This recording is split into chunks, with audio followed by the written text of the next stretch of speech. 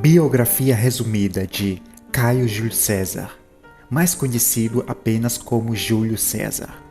Foi um líder romano importante no processo de transição do modelo republicano para o Império. Nascido em 100 a.C., viveu até 44 a.C., quando foi assassinado. Muitos historiadores modernos classificam Júlio César como o último ditador da República Romana. Embora escritores romanos antigos atribuíssem a ele o título de primeiro imperador de Roma. Júlio César nasceu em uma família de patrícios e recebeu treinamento militar. Foi um líder militar e se destacou como comandante de tropas.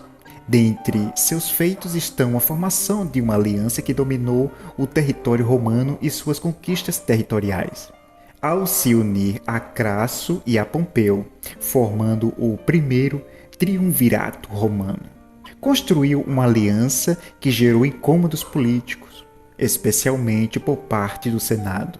Seu destaque na vida militar se deve às suas conquistas nas guerras gálicas, responsável pela expansão territorial do domínio romano, conquistando terras ao norte e anexando porções de terra em uma região denominada Gália. Atualmente, a região é onde se encontram França, Suíça, Bélgica e parte da Alemanha.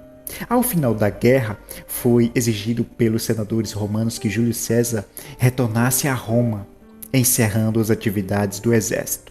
César não aceitou, não cumpriu o pedido e em 49 a.C. entrou armado na cidade, marchando sobre Roma, o que era proibido por lei.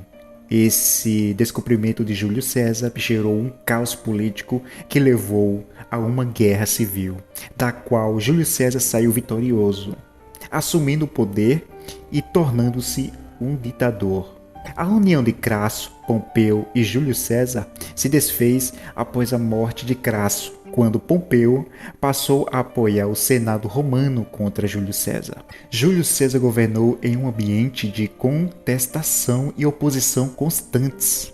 Ele foi o responsável por promover diversas reformas, tanto no âmbito social como no âmbito político, chegando a incorporar um novo calendário, denominado calendário juliano.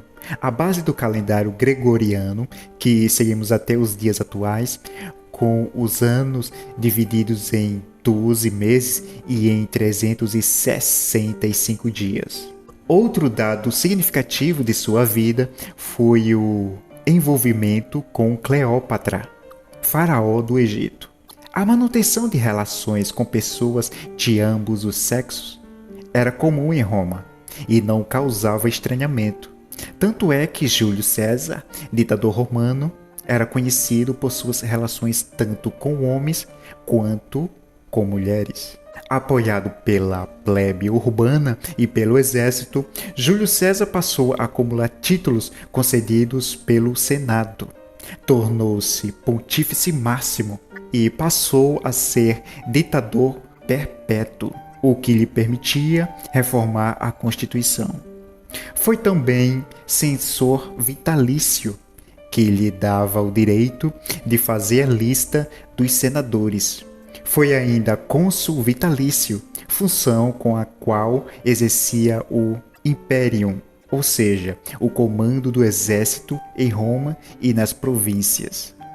Lançando mão de todos os poderes, Júlio César deu início a numerosas reformas, sufocou as guerras civis, iniciou a construção de obras públicas e reorganizou as finanças. Júlio César reformou o calendário, dando seu nome ao 7º mês, julho, e introduziu o ano bissexto a cada 4 anos. O autoritarismo, a anulação do poder do Senado, as reformas populares e a pretensão de restabelecer a monarquia levaram a aristocracia a conspirar contra o ditador vitalício. Após ter se proclamado ditador vitalício, Júlio César centralizou todo o poder político em suas mãos e, portanto, enfraqueceu o Senado. Para tornar-se rei, título que era sinônimo de traição. Depois que o Senado havia abolido a monarquia, Júlio César aliou-se a Marco Antônio, que instigou a plebe contra o Senado. Em 44 a.C., Marco Antônio ofereceu a Júlio César um diadema de rei em público, mas as manifestações foram tão intensas que Júlio recusou a oferta.